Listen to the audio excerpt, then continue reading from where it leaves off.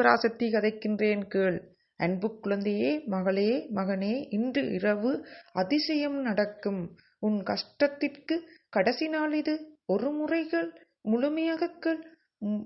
தொடக்கத்திலிருந்து முழுமையாக பொறுமையாகவும் நிதானத்துடனும் கேட்பவர்களுக்கு இன்றுடன் உனது அனைத்து கஷ்டங்களுக்கும் முடிவு கிடைக்கும். மகளே, நான் சொல்வதை கேட்டுச் செய். உனது அனைத்து பிரச்சனைகளுக்கும் ஒரு முற்றுப்புள்ளி நான் வைக்கப் போகின்றேன். உனது அனைத்து கஷ்டங்களும் தீரப்போகின்றது. இது ஆதிபராசக்தியின் வாக்கு. இதை ஒரு தரம் முழுமையாக கேட்டு இந்த வீடியோவில் இருக்கிற கொமான் மூலம் ஆதிபராசக்தியே, அம்மா, நான் இதை முழுவதும் கேட்டேன், இதை சொல்வதை நான் கடைப்பிடிப்பேன் என எழுது. அதன்படி கடைப்பிடிக்கவும் வேண்டும். எனக்கு எழுதிவிட்டு கடைப்பிடிக்காமல் இருந்தால் எனக்கு தெரியாது என நினைக்கக்கூடாது. அப்படித்தானே எல்லாரும் நினைக்கிறார்கள். கோயிலுக்கு சென்று கும்பிடுகிறார்கள், இங்கால வந்து மற்றவருடன் சண்டை பிடிக்கிறார்கள், திட்டுகிறார்கள், பேசுகிறார்கள். அது மட்டுமில்லாமல் பொறுமை இல்லை. ஒரு கோயிலிருந்து அடுத்த கோயில் அம்மனை கும்பிடுவது, அம்மன்றை கேட்டு அம்மன் மனம் மாறி வரம் கொடுப்பதற்கிடையில் சிவன் மனம் மாறி மனம் கொடுக்கிடையில் முருகன்ட்ட இவ்வாறாக மாறி மாறி செல்வது.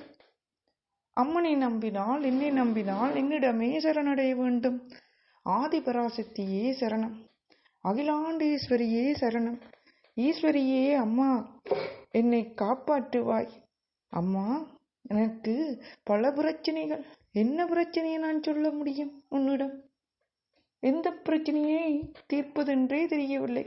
எந்த பிரச்சனை உனக்கு முக்கியமாக தீர்க்கணுமோ அந்த பிரச்சனையை நீ என்னிடம் முதலாவதாக ஒரு வரத்தை மட்டும் கேட்டுக்கொள்.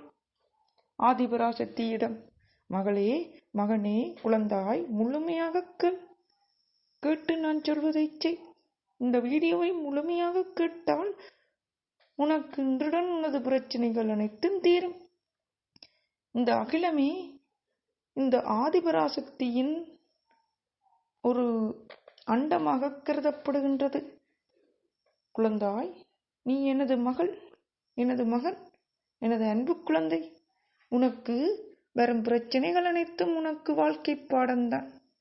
வாழ்க்கையில் நடக்கும், நீ கல்விக்கு சென்று பரீட்சை எழுதுகிறாயே, அதில் தேர்வும் பெறுகின்றாய். அதில் சில நேரம் உனக்கு புள்ளிகள் கூடும், சில நேரம் புள்ளிகள் குறையும். அதற்காக நீ சோர்ந்து விடப் போவதில்லை. திரும்பி திரும்பி படித்து மேலே மேலே ஏறுவதற்கு முயற்சி செய்வாய் அல்லவா? அதை போலதான் உனது வாழ்க்கையிலும் உனக்கு சில பிரச்சனைகளும் தடைகளும் தாமதங்களும் வருகின்றது. அதையும் தாண்டி நீ முயற்சி செய்து முன்னுக்கு வருவதற்கு நான் உனக்கு துணையாக இருப்பேன். உனக்கு ஒரு இடத்துக்கு செல்லும் போதோ, இல்லாட்டி திருமணம் பேசி செய்ய வலிக்கிடும் போதோ, எல்லாவற்றில் ஒரு தொழிலுக்கு சென்று அங்கே தொழில் கிடைக்காமோ தடைகள் வருகின்றதென்றா அது உனக்கானது அல்ல. அது உனக்கு கிடைக்கக்கூடாது. கிடைத்தால் நீ துன்பப்படுவாய். அந்த திருமணம் உனக்கு கிடைத்தால் உனக்கு பல பிரச்சனைகளை நீ எதிர்நோக்குவாய் என்பதனால் தான் நான் பலவாறு உன்னை தடை செய்து திருமணத்தை நிப்பாட்டினேன். அதே மாதிரி நான் அந்த தடையை மாறி திருமணத்தில் இணைந்து அதற்கு பிறகு நீயே கஷ்டப்படும் போது, அம்மா, நான் உன்னை கும்பிட்டேன், நீ என்னை கைவிட்டு விட்டாய் என்று நீ சொல்லுவாய். அப்போது நீ நினைத்துக் கொள்ள வேண்டும், ஒரு நிமிஷம் நீ அமைதியாக இருந்துவிட்டு உனது திருமணம் பேசுவதில் இருந்து உனது திருமணம் நடைபெற வரைக்கும், அதாவது நீ சின்ன வயதில் இருந்தே அந்த அம்மனை ஆதிபராசக்தியை வணங்கிக் கொண்டிருக்கும் குழந்தை என்ற மகளே, மகனே, நீ ஒரு நிமிஷம் அமைதியான இடத்தில் இருந்து உனது மூச்சை உள்ளிழுத்து விட்டு வெளியிழுத்து விடு. நிதானத்துக்கு கொண்டு வா. வேறு எந்த சிந்தனையும் இல்லாமல் உனது மனதை ஒரு நிலைப்படுத்தி கொஞ்ச நேரம் ஆதிபராசக்தியே போட்டி என்று சொல்லிட்டு நினைத்துப்ப. உனக்கு திருமணம் பேசி உனக்கு தாலி உனது கழுத்தில் ஏறுற வரைக்கும் உனக்கு ஏதாவது தடைகள் வந்ததா? யாராவது மூலமா, இல்லாட்டி ஏதாவது மூலமா, இல்லாட்டி அதாவது மாப்பிள்ளை சார்பில் இருந்தா, இல்லாட்டி பெண்கள் சார்பில் இருந்தா திருமண தடை ஏற்பட்டதா? அது மகளாக இருந்தாலும் சரி, மகனாக இருந்தாலும் சரி, குழந்தாய் கேட்டுக்கொள். தடைகள் வந்திருக்கும். எனது குழந்தைக்கு நான் ஒரு கூடாத வாழ்க்கையை ஒரு காலமும் அமைய விடவே மாட்டேன். தடைகளை ஏற்படுத்தியிருப்பேன். நீ அதை மீறி திருமணம் மேற்கொண்டு விட்டு இவ்வாறாக அழுது கொண்டிருக்கிறாய். என்ன செய்ய முடியும்? சொல்லு பார்ப்போம். நீங்க உனது தலையில் கல்லை தூக்கி வைத்தது போல ஆக்கிவிட்டது உனது நிலைமை. என்ன செய்வது? இப்பே அழுது புலம்புகிறாய். யோசித்து பார்த்தால் உனக்கு புரியும். சிந்தித்து பார்த்தால் உனக்கு தெரியும். யோசித்து செயற்படு குழந்தாய். அதுபோலதான் ஒரு தொழிலுக்கு செல்ல தடை ஏற்படுகிறது என்றால் அந்த தொழில் செய்யும் இடத்தில் உனக்கு ஒரு பிரச்சனை ஏற்படும். ஆபத்தான பிரச்சனை. அது சிக்கலை ஏற்படுத்தி உனது வாழ்க்கையில் வேறு தொழிலுக்கோ இல்லாட்டி உனது வாழ்க்கையே அழிந்துவிடக்கூடிய நிலைமைகள் இருக்கலாம். இல்லாட்டி நீ ஒரு இடத்துக்கு செல்ல முயற்சி செய்து தடை வருகின்றதென்றா மாறி மாறி நீ அங்கே செல்லக்கூடாது என்பதுதான் எனது விருப்பமாக இருக்கும். சென்றால் உனக்கு பிரச்சனை வரப்போன்பது என்பதை நான் முன்கூட்டியே ஒரு ரூபத்தில் அசரீரி ரூபத்தில் உனக்கு இல்லாட்டி ஒரு நபரின் மூலமோ ஏதோ ஒரு ரூபத்தில் உனக்கு நான் தெரிவிப்பேன். உன்னை செல்ல விடாமல் தடுப்பேன். ஒரு நபரா இல்லாட்டி ஒரு மிருகமா ஏதாவது ஒன்று குறுக்காலை மறைக்கும். நீ போகாது என்று மறைக்கும். மறைத்தால் நீ போகக்கூடாது. போனால் அதனால் உனக்கு எதுவும் நடக்காது, பிரச்சனை தான் வரும் என்றுதான் நான் உனக்கு உணர்த்துவதாக நினைத்துக்கொள். கடவுள் உணர்த்தியும் நீ ஆதிபராசக்தியாகிய நான் உணர்த்தியும் அதையும் தாண்டி போய்விட்டு பிரச்சனையாகி விட்டதென்று புலம்பினால் என்ன செய்ய முடியும்? அதற்கு பிறகு ஒன்றுமே செய்ய முடியாது. இல்லாட்டி நீ உனது குழந்தாய், உனது உயிருக்கே ஆபத்து வரும்போது நான் கூடுதலாக தடுப்பேன். நீ வாழ வேண்டிய குழந்தாய். ஆகவே நான் பலவாறு தடுப்பேன். அதை புரிந்து கொண்டு நீ இல்லாட்டி முக்கியமாக போய் வரணும் என்றால் தண்ணி குடித்து விட்டு செல். குடித்துவிட்டு ஆதிபராசக்தியே, நான் செல்லும் பாதைகளிலும் செல்லும் வேலைக்கும் எந்த பிரச்சனையும் வராமல் நான் அந்த தேர்வில் பெற்று அங்கேயும் நல்லபடியாக வேலை செய்யணும். இல்லை என்றால் அந்த வேலை எனக்கு கிடைக்காமல் நீயே தடுத்து விடு. நான் மீண்டும் செல்ல முயற்சி செய்வேன். ஒரு 10 நிமிஷம் நான் ஓரளவுக்கு செல்வதற்குள் திரும்பியும் தடை வந்து விட்டால் நான் போக மாட்டேன். அம்மா, என்னை நீ தடுக்கின்றாய், இதனால எனக்கு இந்த நன்மையும் இல்லை, பிரச்சனை தான் ஏற்படும் என்பதை நான் புரிந்து கொள்வேன் என நீ நினைத்துக்கொள். நீ எனக்கு நல்லதுக்குத்தான் செய்கிறாய் என நினைத்துக்கொள். நேரான மனநிலையில் இருந்து கொள். நான் எவ்வளவுதான் கும்பிட்டுட்டு வந்து கோயிலுக்கு சென்றுட்டு வந்து இல்லாட்டி மந்திரத்தை அம்மன் மந்திரத்தை சொல்லிட்டு இல்லை நிஷ்டையில் இருந்துட்டு எழும்பி இல்லாட்டி நிஷ்டையில் இருக்கும் போதே மனதுக்குள் ஆதிபராசக்தியையும் கும்பிட்டு கொண்டு மற்ற பக்கத்தை வீட்டில் என்ன செய்தார்கள், அங்கே என்ன செய்தார்கள், இன்று என்ன உடுப்பு போட்டுக்கொண்டு போவது, இவர்கள் என்ன செய்கிறார்கள், இவர்கள் எனக்கு என்ன சாப்பாடு செய்தார்கள், இப்படி அவ்வாறாக மாறி மாறிய சிந்தனைகளை விட்டுவிட்டு மனதில் கடவுளை நினைத்து கும்பிடும்போது கடவுளை கும்பிடு. எந்த நேரம் கடவுளை கும்பிட்டு கொண்டு வேறு எந்த வேலையும் செய்யாம இருந்து நான் ஒரு நாளும் சொல்லவில்லை. 4:30 6 மணிக்கு பிரம்ம முகூர்த்த வேளையில் கடவுளை கும்பிடு. ஏனெனில் அமைதியான சூழலாக இருக்கும். யாராலையும் குழப்ப முடியாத சூழல். எல்லாரும் உறங்கிக் கொண்டிருக்கும் வேளையில் இந்த பிரபஞ்சமே இயங்கிக் கொண்டிருக்கும். கடவுளும் அமைதியான நிலையில் பலரின் குரல், என்னை காப்பாற்று, என்னை காப்பாற்று, எனக்கு அதை செய், எனக்கு இதை செய், எனக்கு திருமணத்தை நடத்து, எனக்கு தொழிலை செய், எனக்கு பணத்தை கொடு என்ற சத்தம் இல்லாம அமைதியாக நிஷ்டையில் இருக்கும்போது நீயும் நிஷ்டையில் இருந்து ஆதிபராசக்தியே போற்றி ஒரே ஒரு வரத்தை கேட்டு, முக்கியமாக உனக்கு நடக்க வேண்டிய வரத்தை கேள். பல வரங்கள், பல பிரச்சனைகள், பல தடைகள் என்றால் ஒரு தடை நீங்கினால் மற்ற தடைகளை நீ நீக்கக்கூடியதாக இருக்கும் என்பதை புரிந்து கொள் வாழ்க்கையில். ஆகவே முக்கியமான ஒரு தடை, முக்கியமான ஒரு பிரச்சனை, இல்லாட்டி பிரிந்தவர் சேர வேண்டுமா, காதலில் பிரிந்தவர் சேர வேண்டுமா, இல்லாட்டி திருமணம் நடைபெற வேண்டுமா, எதுவாக இருந்தாலும் சரி, எல்லாவற்றில் உனது கடன் பிரச்சனைகள் தீரணுமா, அதற்கு நீ எவ்வாறு கும்பிட வேண்டும்? கடன் பிரச்சனை தீர வேண்டும். நான் இனி கடன் வாங்கக்கூடாது, கும்பிடக்கூடாது. பணம் பெற வேண்டும். பணத்தை பணமாக வேலை செய்ய வைக்க வேண்டும். நான் கோடீஸ்வரராக வேண்டும், லட்சாதிபதியாக வேண்டும்.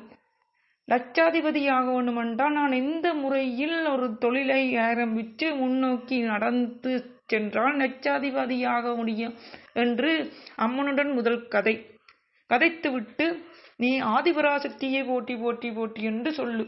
இவ்வாறாக நாலரையிலிருந்து 5 மணிக்கிடையில் 1 மணித்தியாலம் தொடர்ந்து சொல்லிட்டு அன்று நீ வேலைக்கு செல். அங்கே உனக்கு எந்த தொழிலை தொடங்கினால் நல்லதென்று உனது மனதுக்குள்ளோ இல்லாட்டி நீ செல்லும் இடத்திலோ அந்த பிரபஞ்ச ரீதியில் இல்லாட்டி சிலர்களாலோ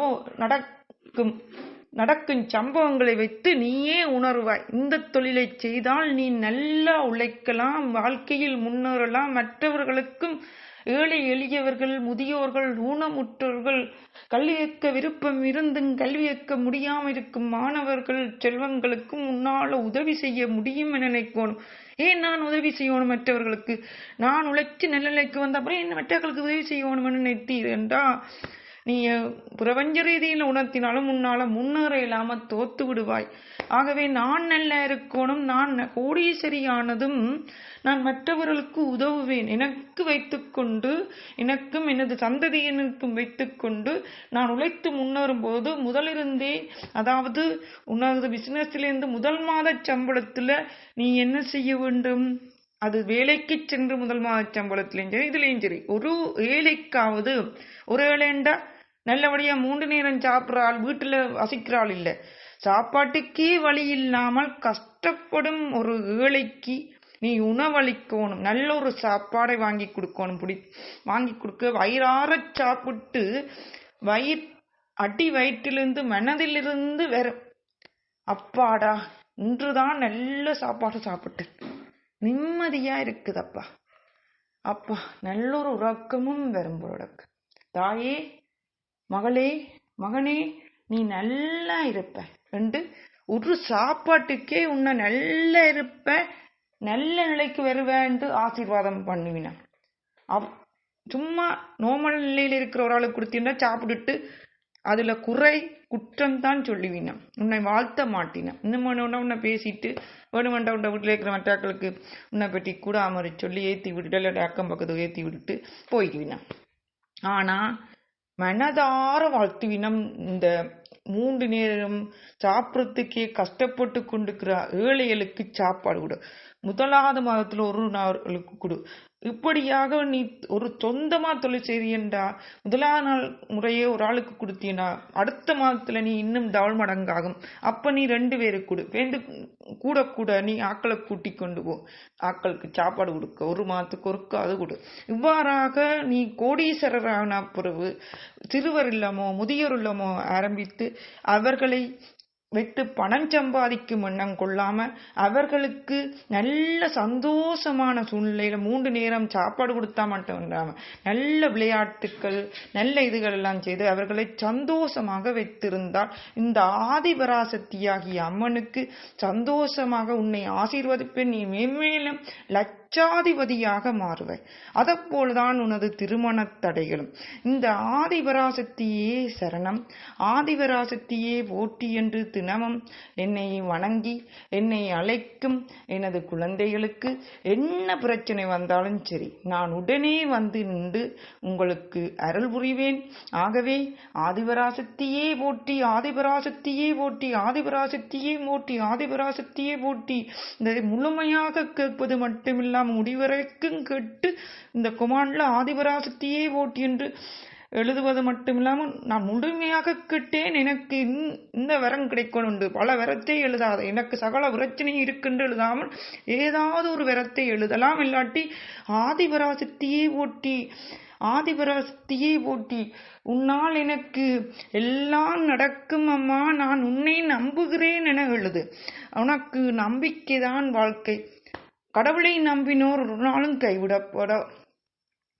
இறை வழி செல்லுங், உனது மனதை அமைதிப்படுத்து, சிந்தனைகள் வெளிவரும், உன்னால் ஒரு தொழிலை கண்டுபிடிக்க முடியும்.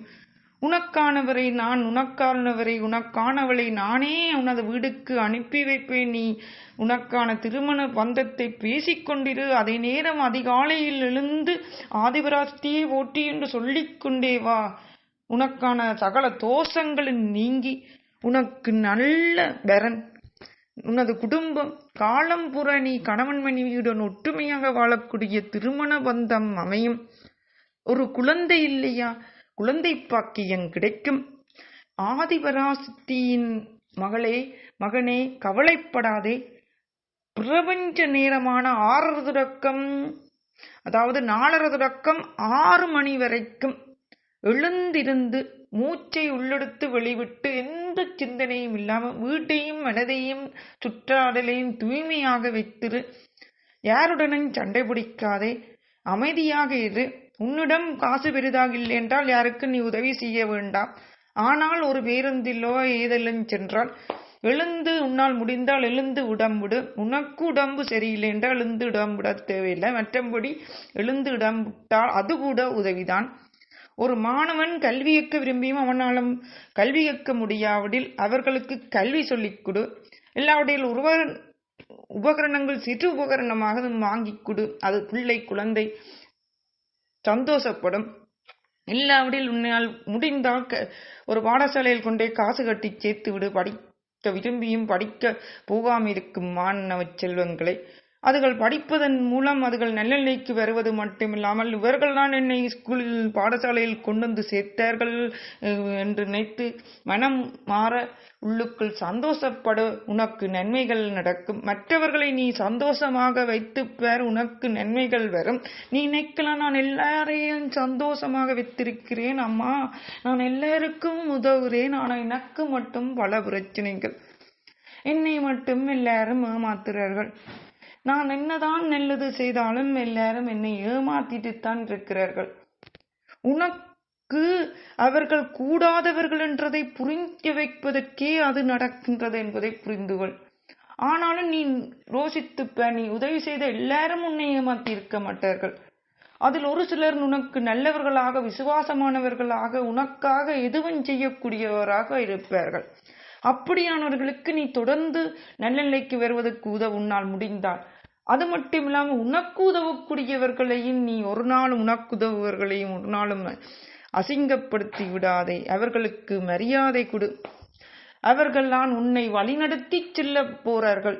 யாரும் முதியோர்கள் உன்னை விட வயது மூத்தவர்கள் வந்து உனக்கு அறிவுரை சொன்னால் அதை மனதாரவும் காதாரவும் நீ கேட்டுக்கொள். ஏனெனில் அவர்கள் சொல்லும் அறிவுரையில் கூட நீ வாழ்க்கையில் முன்னேறி நல்ல நிலைக்கு வருவதற்கான, உனது பிரச்சனைகள் தீருவதற்கான ஏதாவது ஒன்று அதாவது கிடைக்கும்.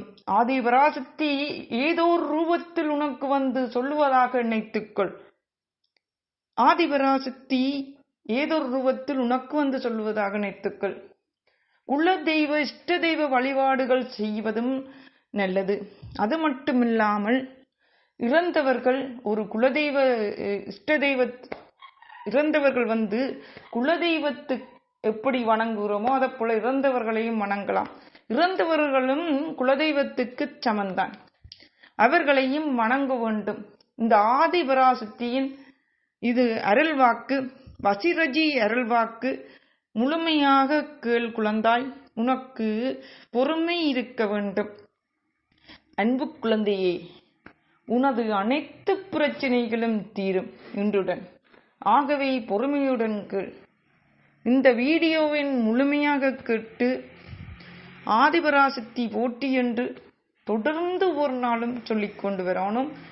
எழுத முடிந்தால் எழுது. 108 தரம் மனதார சொல்ல வேண்டும்.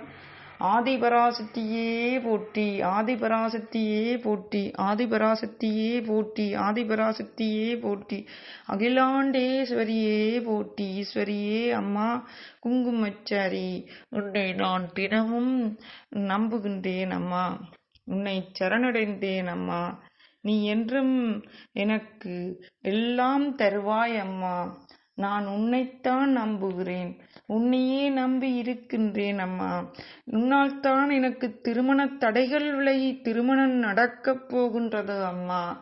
திருமண தடைகள் நீ உனக்கு குழந்தாய் விளங்கிக்கொள். உனக்கு திருமண தடைகள் நடந்து கொண்டிருக்கின்றது என்றால், உனக்கு கல்யாணம் நடக்கணும் என்றால் நீ இவ்வாறாக சொல்லிக்கொள். எனக்கு திருமண தடைகள் எல்லாம் விலகிவிட்டதம்மா, விலகி உன் திருமணம் நடக்கப் போகுதம்மா என்று சொல்லிவிட்டு எனக்கு நல்ல ஒரு கணவன், நல்ல ஒரு மனைவி கிடைக்க போறேன். நான் கல்யாணம் கட்டி குழந்தைகளுடன் அன்பாக சந்தோஷமாக சகலகலா யோகமும் பெற்று வாழப்போகிறேன் அம்மா. எனது பிரிந்த கணவன் மனைவியுடன் சேரப்போகிறேன். எனது குழந்தைகளுடன் சேர்ந்து சந்தோஷமாக நிம்மதியாக சகலகலா யோகமும் பெற்று வாழப்போகிறேன் அம்மா. கடன் தொல்லையெல்லாம் நீங்கி நான் படிப்படியாக நான் முன்னேறி கோடீஸ்வரராக லட்சாதிபதியாக ஆகப் போகிறேன் அம்மா.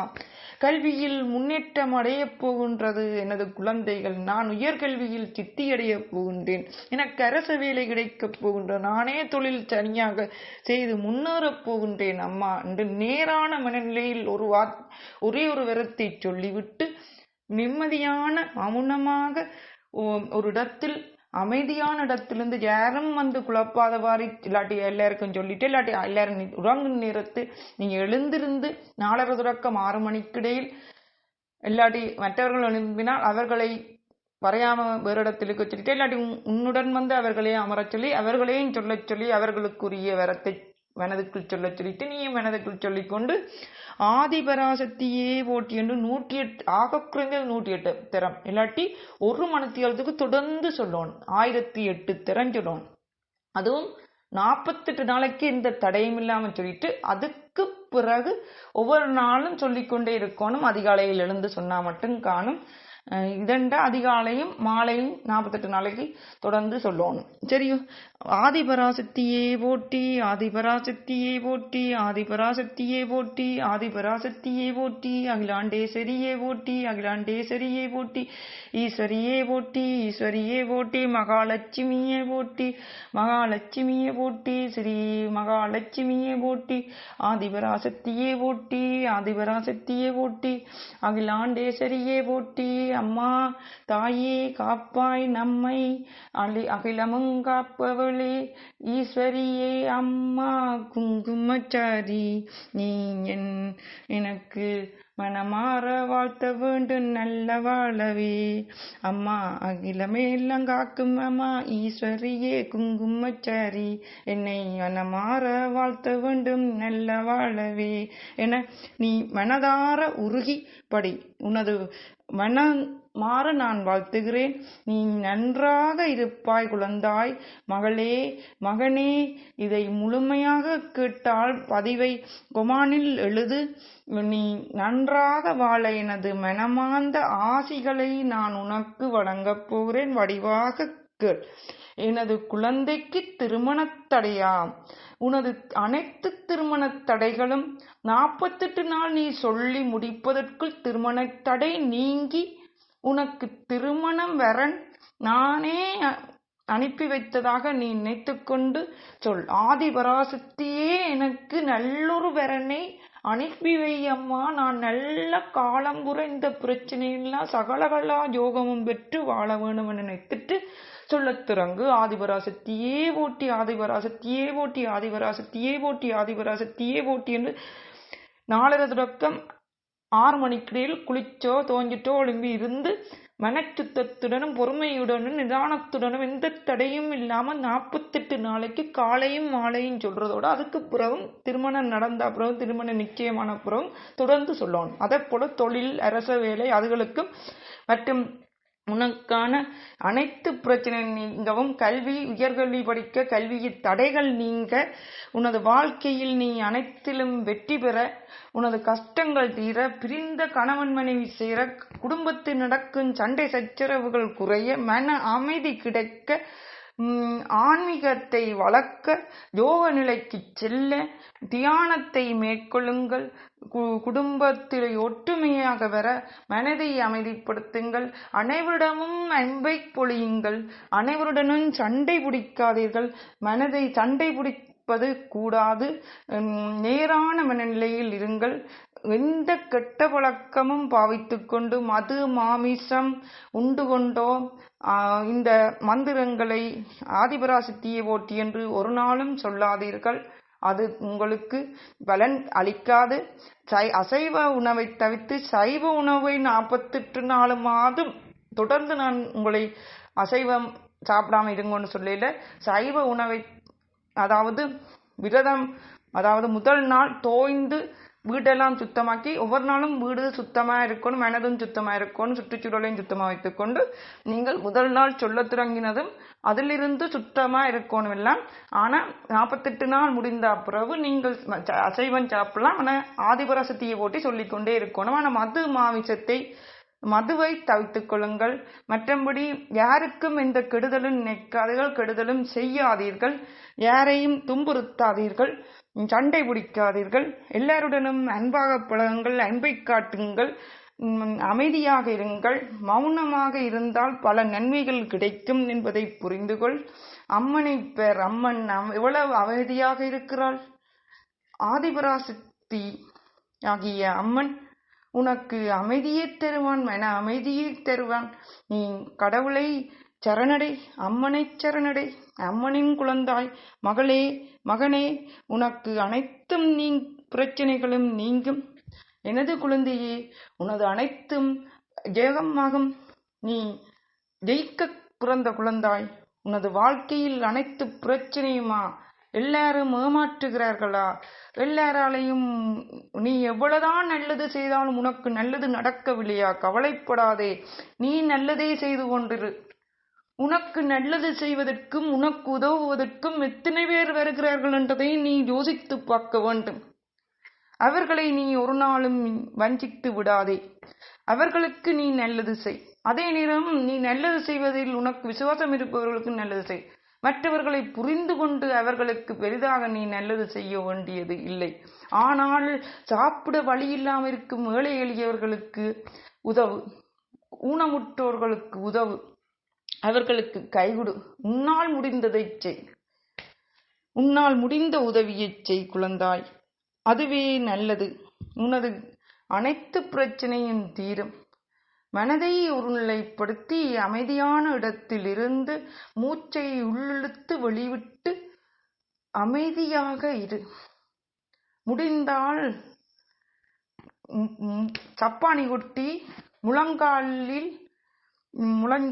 சிரட்டையில் 2 கையையும் 2 முழங்கால் சிரட்டையிலையும் வைத்துக்கொண்டு முள்ளந்தண்டை நேராக நிமித்தி தலையை ஓரளவுக்கு நேராக நிமித்தி வைத்துக்கொண்டு கண்ணை மூடி மூச்சை உள்ளிழுத்து வெளிவிட்டு உள்ளிழுத்து வெளிவிட்டு உள்ளிழுத்து வெளிவிட்டு உள்ளிழுத்து வெளிவிட்டால் மனநிலை ஒரு நிலைக்கு மூளையும் இருக்கும்.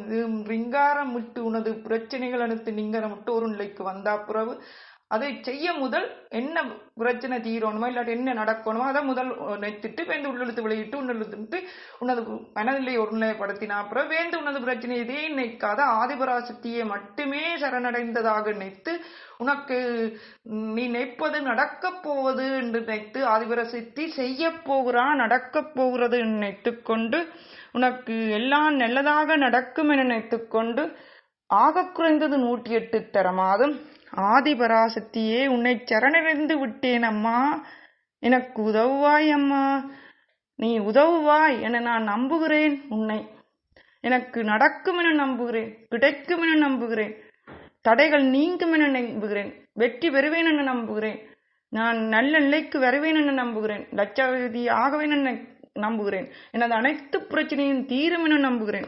ஆதிபராசக்தியே போற்றி, ஆதிபராசக்தியே போற்றி, ஆதிபராசக்தியே போற்றி, அகிலாண்டேஸ்வரியே போற்றி, அம்மா குங்குமச்சாரி, ஆதிபராசக்தியே போற்றி, ஆதிபராசக்தியே போற்றி, ஆதிபராசக்தியே சரணம், ஆதிபராசக்தியே போற்றி, ஆதிபராசக்தியே போற்றி, ஆதிபராசக்தியே போற்றி.